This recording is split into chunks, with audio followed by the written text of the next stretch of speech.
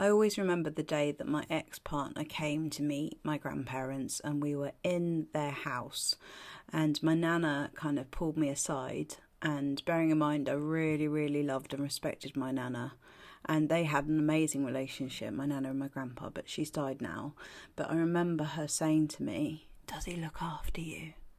And my stomach dropped, and I said, "Yeah." But I lied, because the truth was he didn't. I looked after him. And I knew I couldn't admit that to her, because number one, she would have worried, and number two, it would have meant something about the health of the relationship that I wasn't ready to admit. So I abandoned myself. And I did that a million times until it got really painful. And the journey to coming back to yourself is through those times, honestly, until you start feeling really like, oh my God, something's really off, something's really wrong, I've got to do something different.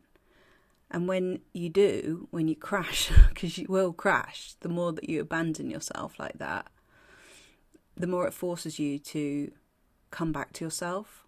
And when you do, that is when relationships can change and transform, if the other person is willing to meet you there.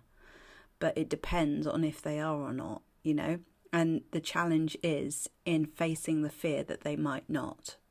And that's where a lot of people get really, really, really stuck, and where I was stuck for such a long time. And I have a lot of compassion for that space, because I was literally there for years, you know, years. And so when people can see things but they're not ready to admit it, or they're trying to find excuses about why it still might work, I get that. I did that too. And so it's about being able to feel safe in the process rather than being rushed or forced, you know. But I'm hosting an event called How to Stop Losing Yourself in Love for anyone who's interested. It's on the 14th of April. It's going to be awesome. And it'll help you to feel safe in this process and to come back to yourself.